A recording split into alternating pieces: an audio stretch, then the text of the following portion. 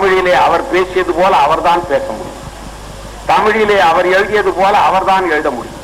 அன்பர்களே, அந்த பேர் இயக்கத்தை அடித்தளத்துக்கு கொண்டு போனவர். காங்கிரஸ் இயக்கம் கூட கொஞ்சம் அடித்தளத்தோடு நின்ற காலத்திலே அடித்தளத்து சாமானியனிடம் இயக்கத்தை கொண்டு போனவர், மேடையை கொண்டு போனவர், பேச்சை கொண்டு போனவர், எழுத்தை கொண்டு போனவர். அந்த சாமானிய மக்களுக்கு தெரிவதுதான் தமிழ் என்று எண்ணினார்.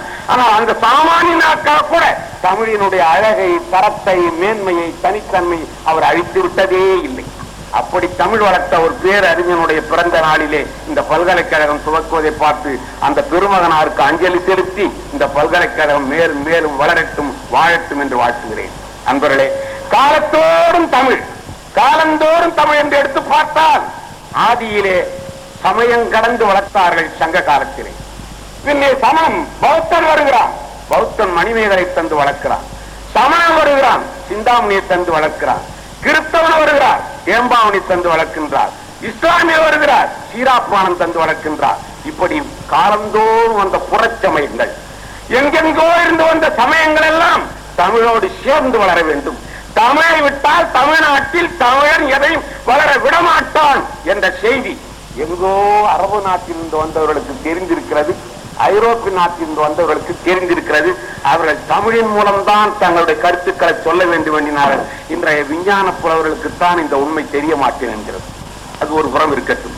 ஆகவே காலந்தோறும் தமிழை மதங்களெல்லாம் வளர்த்தது போல காலந்தோறும் கட்சிகள் வழி வந்த ஆட்சிகளும் வளர்த்து வருகின்றன. நான் திரும்ப திரும்ப சொல்கிறேன், முதல்வர் அவர்களை வேண்டுகிறேன், கல்வி அமைச்சரை வேண்டுகிறேன், நீங்கள் இன்னும் துரிதமாக வளர்க்க வேண்டும், இன்னும் துரிதமாக வளர்க்க வேண்டும்.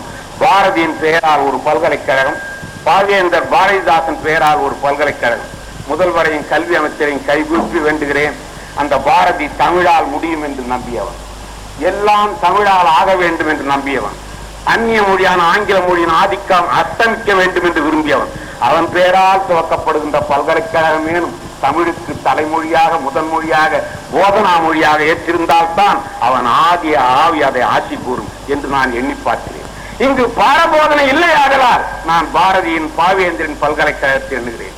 பாவேந்தர் பாடினார், தமிழ்நாட்டின் தமிழ் தெருவில் தமிழ்தான் இல்லை, தமிழ்நாட்டின் தமிழ் தெருவில் தமிழ்தான் இல்லை என்றார். பாரதியார் சொன்னார், தெருவெங்கும் தமிழ் முழக்கம் செழிக்கச் செய்வோம் என்று.